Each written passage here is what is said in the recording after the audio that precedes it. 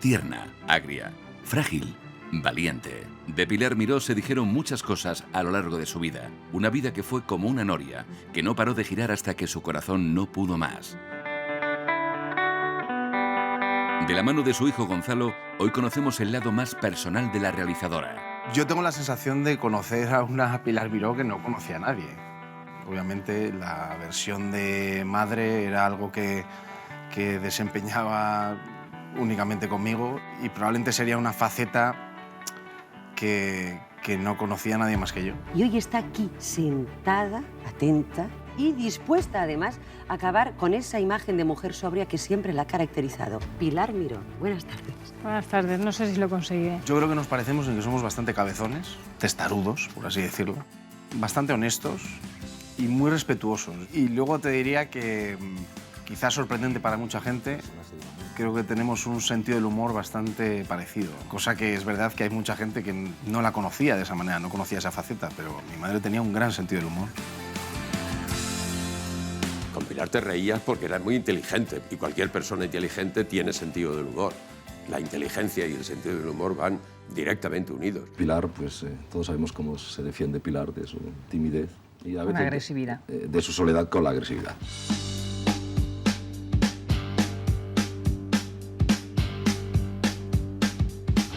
Era una mujer aparentemente de acero y con un fondo de ternura que trataba de ocultar con esa coraza. Nada la detenía. Esa era Pilar Miró. Era una buenísima, excelentísima persona, maravillosa persona, que era incapaz de demostrarlo públicamente. Que a veces el carácter podía más que ella, ¿no? Pero era un ser maravilloso. Tenía una apariencia adusta, un fondo tiernísimo y estaba acostumbrada a hacer exactamente lo que le daba la gana y a no someterse a los dictados ajenos. Yo afirmo que en el fondo, es decir, la profundidad de tu carácter es una rebelión contra una soledad que te acompaña siempre. ¿Me equivoco o no? No lo sé, lo que sí quizá las cosas que he hecho siempre han sido como consecuencia de, o quizá como rechazo o como defensa. Era una persona que no se cortaba para nada y entonces decía la verdad y lo decía muy, muy clarito. Y eso, claro, que fuese una mujer y de izquierdas y que se expresase como se expresaba y de una forma tan directa, pues es una cosa que no todo el mundo lo puede soportar. Pilar era todo un carácter. Incluso pienso que parte de ese carácter suyo le pudo no costar la vida, ¿no? Siempre en defensa de lo que de una manera tenaz y firme ella creía que era lo que había que defender y por lo que había que trabajar. Durante toda su vida, Pilar Miró luchó por lo que creía, también por ser madre soltera, algo muy en contra de los convencionalismos de la época. Gonzalo era un paso importante, importantísimo, fundamental en su vida, ¿no? El nacimiento de esta criatura. Yo no recuerdo que Pilar tuviera vocación maternal, pero de repente pasó eso porque ella quiso, porque era una señora con suficiente personalidad y suficiente carácter como para decidir qué hacer con su vida. El médico le había dicho que no debería quedarse embarazada. Hizo todo lo contrario a lo que le habían dicho. Pues bueno, era su forma de ser.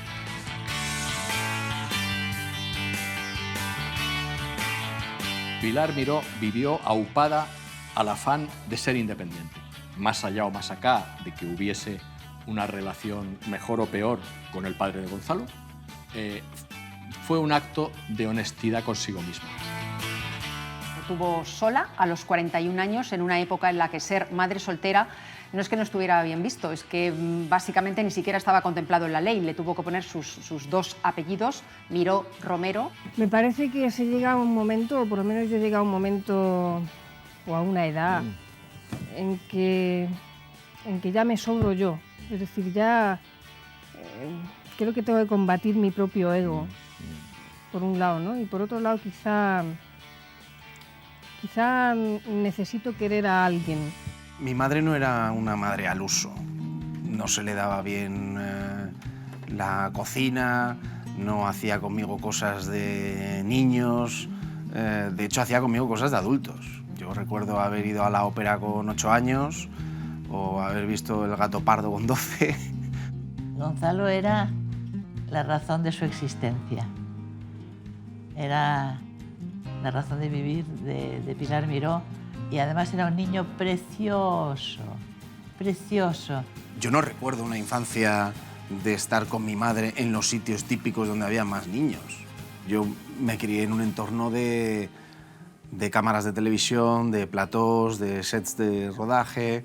No sé cómo lo hizo, pero siempre consiguió dejarme en lugares donde yo me sentía muy a gusto, con gente querida. Cuando ella tenía que viajar por trabajo, lo dejaba a cargo pues, de sus amigas actrices, como Mercedes Sampietro, o de sus amigos políticos, como Felipe González, que a su muerte quedó como su tutor legal. Yo no recuerdo exactamente cómo empezó la relación con Pilar. Lo que sí sé es que nosotros llegamos a tener mucha amistad, realmente. Yo entiendo que mi madre quería compensar esos momentos de ausencia, todos esos momentos en los que ella no podía estar conmigo porque trabajaba, con tenerme contento cuando estaba conmigo. Yo esto lo sabía y lo utilizaba. Nunca he extrañado una figura paterna. Yo me imagino que mi madre sí estuvo muy preocupada o muy pendiente de que a mí no me faltase esa figura paterna. Pues fue una pena que su padre no le hiciera ni puñetero caso. Y encima creo que no se va a arrepentir nunca el padre. Eso es la cosa que más me fastidia. Pero ella lo intentó, ¿eh? Ella lo intentó. Pero fue inútil. Jamás noté una ausencia afectiva que me provocara la necesidad de querer a alguien más a mi lado que no fuera mi madre. Cuando hablabas con Pilar y era su adoración, la joya de la corona era Gonzalo para ella, ¿no? Supo perfectamente cómo entablar una relación de amistad y no solo de madre e hijo conmigo. Creo que los dos podíamos presumir de eso, porque nos llevábamos realmente bien. Teníamos mucha confianza el uno en el otro. Creo que Gonzalo es el hombre de la vida de Pilar Miró. Debía ser de las pocas, ¿no?, mujeres. Bueno, prácticamente era la única.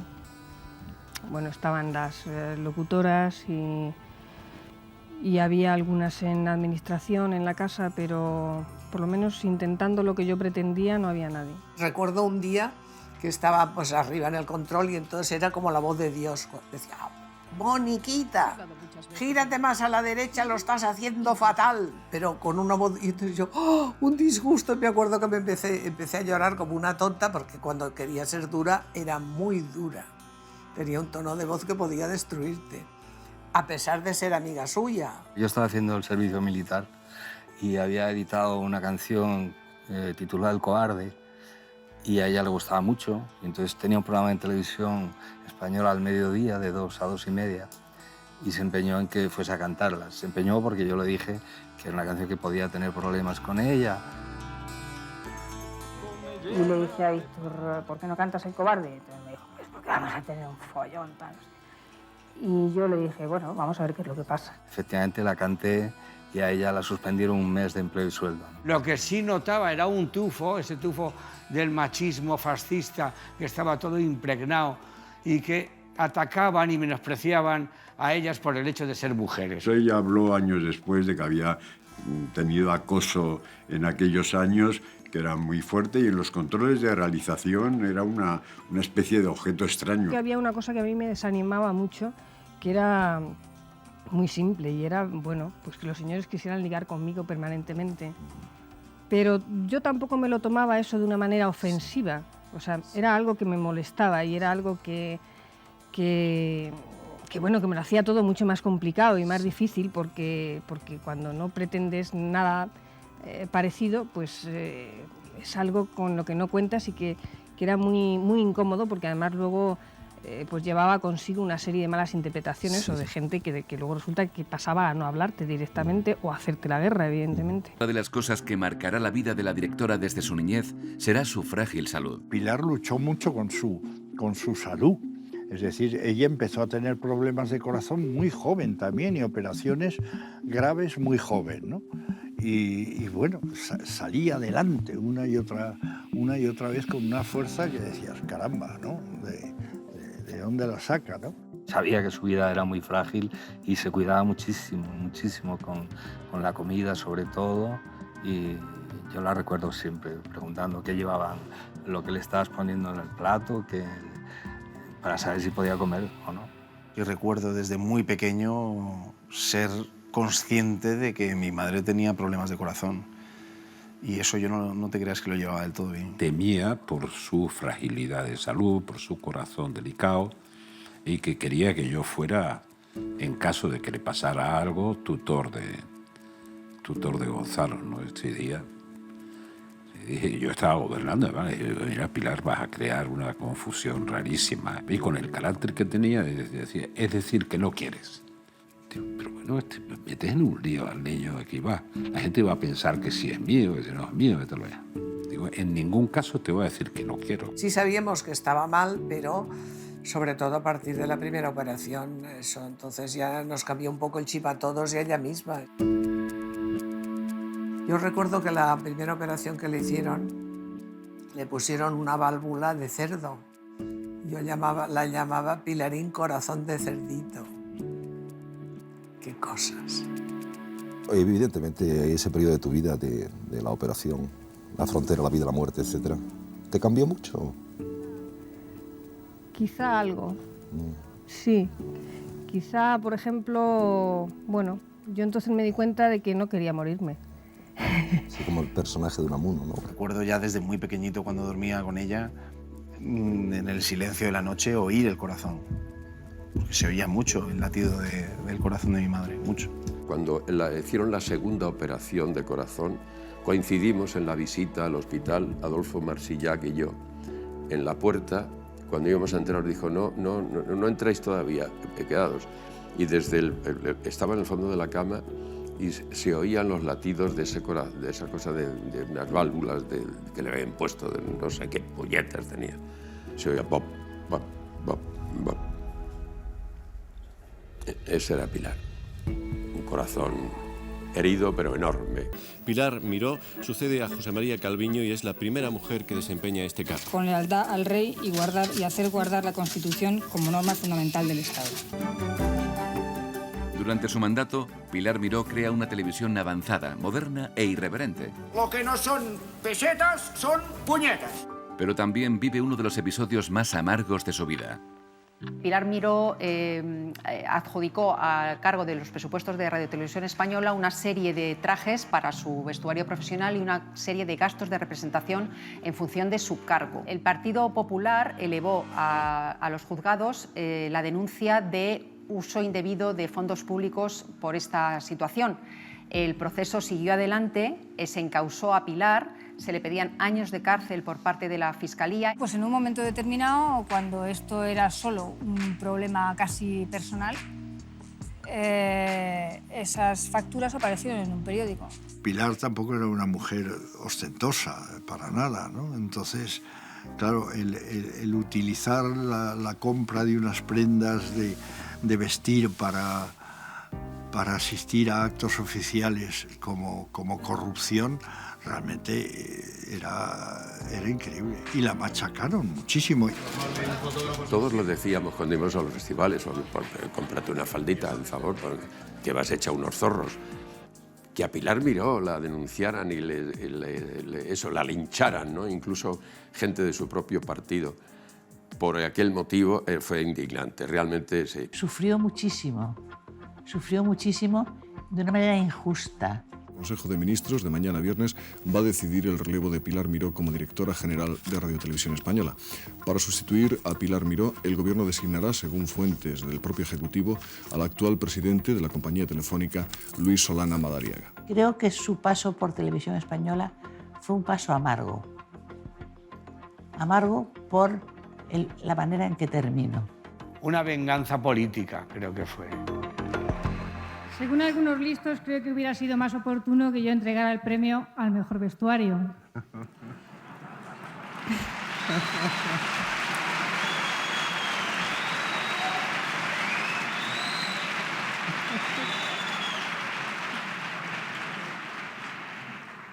Pero los miembros de la Academia han considerado que por encima de esos listos Estás tú como cineasta y como directora de cine, así que bienvenida a casa.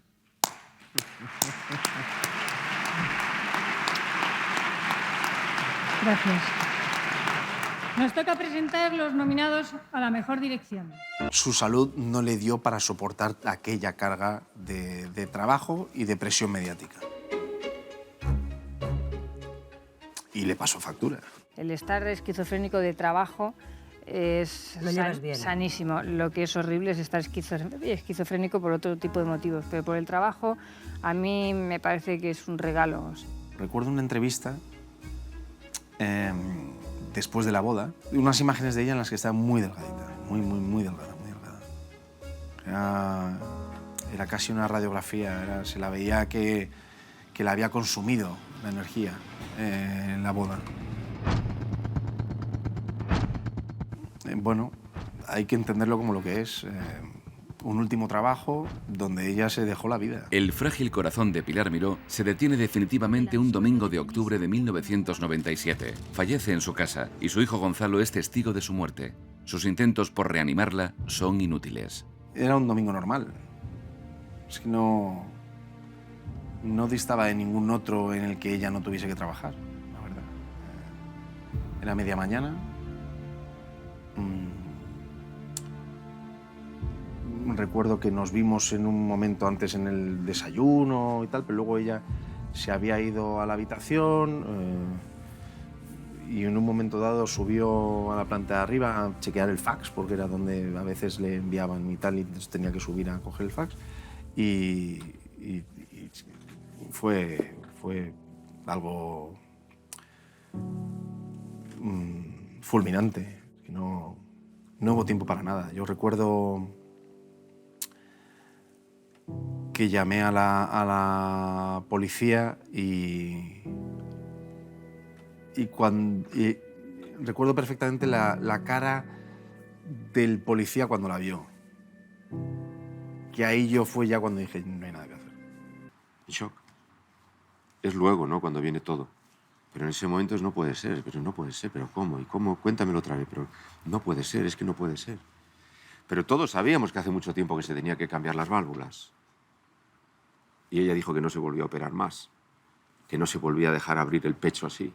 Dijo un día Pilar Miró, yo tengo más deseos que fuerzas y moriré con las botas puestas. No, hubo una pequeña duda, pero Gonzalo no estaba de acuerdo, de si no sería relativamente más fácil y mejor para todos que Gonzalo viviera con nosotros, en lugar de vivir solo, que era bastante absurdo, ¿no?